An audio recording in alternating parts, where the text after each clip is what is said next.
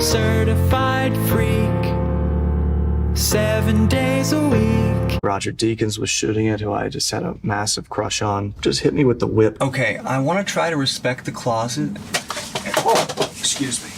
So the Paul Dano Reddit movie came out last week, and it was pretty damn cringe. And I was actually pretty ironically excited for the film. About a month ago, I was sitting in the theater, and I got the trailer and thought, oh, a Reddit movie. This looks dumb. Wait a minute, is that Paul Dano? Because realistically, Paul Dano is the only actor to play a Reddit user. It's some of the best casting I think I've ever seen. Like, I just felt like Crisp Stockman watching the Force Awakens trailer thinking, guys, it just looks too good to be true. Just too good to be true. And yeah, my boy Dano does not disappoint. Like, there's a scene where he's doing a live stream, just like in the Batman, apparently. This is his thing now.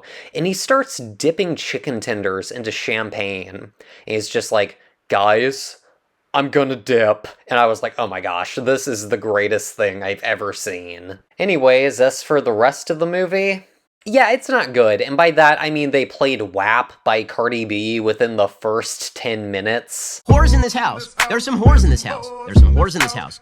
I said certified freak 7 days a week. Like, really? Now, terrible use of licensed music aside, and that also goes for that weird Magnolia-esque performance of Kendrick Lamar's Humble, there's two major issues with this film for me, and it comes down to narrative and direction. And, yeah, if you mess those up, you done fucked up, and this is not a good movie, so let's get into it.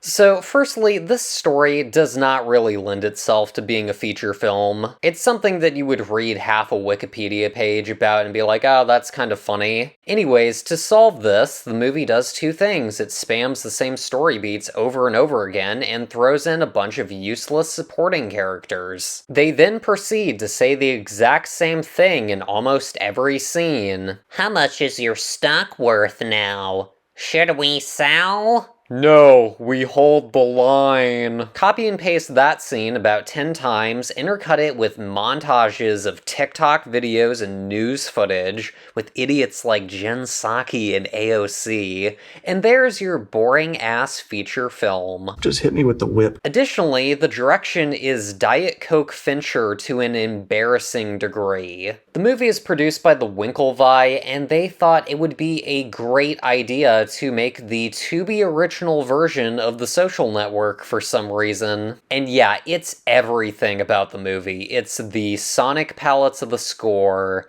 it's the bell curve structure of the songs where they peak in intensity about halfway through, it's the way the film is lit, it's the way it's edited to jump to similar conversations taking place across multiple locations, and while being an inferior attempt at a very specific style is bad enough, the dreary tone of the lighting and score just does not mesh with the story in the same way as The Social Network, which was very modern in technology, but very classic in its storytelling, you know, power corrupts, betrayal, all that jazz. Very cool. This movie has none of that, and frankly, doesn't have much of anything, and yeah, considering the film was from the director of Lars and the Real Girl, aka the Ryan Gosling blow-up sex doll movie, I kind of wish it veered further into comedy instead of being some really lame pseudo-drama. Going back to the supporting cast for a second, Pete Davidson was appropriately utilized for once. And by that, I mean he played a fucking DoorDash driver. Dane DeHaan was also finally put in his proper place, working at GameStop at some dinky mall. And yeah, in a super funny scene, Dane DeHaan, who is all face diapered up of course, because the film is set during insert scam here, he's talking to an employee about stocks, and they're all telling him about short squeezes. Dane DeHaan then lowers his mask and leans right into the camera with his beady little meth eyes and says, "Short squeeze? Is that like a sexual thing?" And yeah, it was just about the most violating experience of my entire life. America Ferrera was also in the film, working long hours at a hospital, and I was honestly shocked that she didn't go off on some monologue about how she's just so tired. just so tired. Anyways, yeah, in summary, this movie was repetitive, full of filler, ripped off a vastly superior movie to the point of having no creative identity of its own, while also not utilizing a style that complemented the story. The music use was atrocious, the TikTok montages and constant political bilge made me want to roll my eyes back in my head till I was permanently blind. I could go on, but I'll leave it there. Dog shit.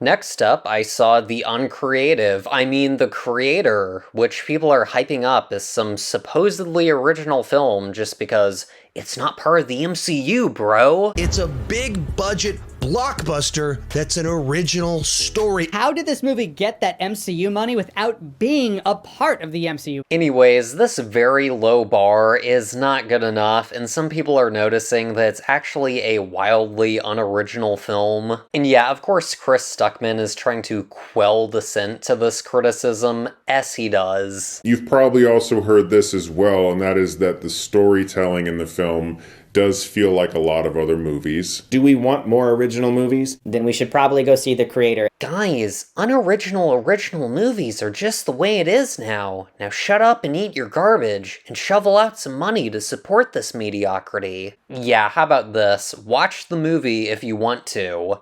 Don't see it if you don't, and don't watch it out of obligation under the impression that, well, maybe if I spend $5, we'll get some good original movies next year. You're gonna get more original movies next year regardless, and it'll be the same stupid conversation. Anyways, while being unoriginal isn't the worst thing in the world, the main problem with the movie for me is that it's just really average, and I just could not get invested in these characters because the acting was so mediocre. And yeah, leading the cast, we've got Saturn Award winner John Nepo Baby Washington. We'll try and keep up. And if you thought his performance in Tenet was great, he really outdid himself here. It was almost like a contest between him and the bad child actor to see who could achieve the most mediocre line delivery in any given scene. And yeah, I really don't have much to say about this movie. Hans Zimmer was in his I don't give a shit mode, so yeah, we got another paycheck classic from him.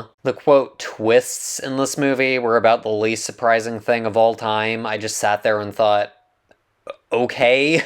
Okay. Anyways, as a final note, I didn't want to go there, but damn it, if no one else will, I guess I'll have to. So I mean this in the most constructive criticism way possible, as someone who's looking out for my boy Gareth, but if he's gonna keep making these billion-dollar movies, he really needs to start showering before doing press. Like, look, if we go back to 2010, my boy was looking fresh. He came through with the trim, maybe a bit of gel action going on. It was freaking clean, mate. Nowadays, listen, I don't want to roast the guy, but it's some Sonic grilled cheese level grease going on up top. Once again, not trying to roast the guy, I'm looking out for my boy Gareth, and I want to see him live up to his full hair potential once again.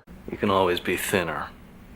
Look better. Anyways, yeah, I'm glad that Sean Chandler liked this, and that Stockman had another opportunity to kiss ass, but as someone who's not a fan of pure mediocrity like Rogue One, it just wasn't my thing.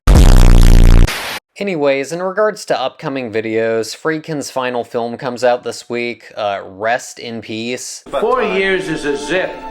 It's not even a blip. It's not a pimple on the asshole of humanity. 2001 was made in 1968 and holds up like gangbusters. It's better than all this other similar crap. Absolute legend. Looking forward to checking out that. We'll probably also check out Totally Killer, so hopefully that's not, totally bullshit. And yeah, I will not be watching Exorcist Believer, because yeah, that movie can suck shit through a straw for all I care. Anyways, leave your thoughts on either of these films, leave a like on the video, subscribe if you're new, and thanks for watching. Bye. Whores in this house. There's some whores in this house. There's some whores in this house. Just hit me with the whip. I said certified freak 7 days a week.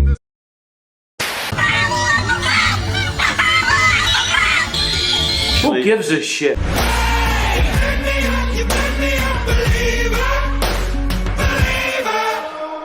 They should be ashamed of themselves. It has to stop.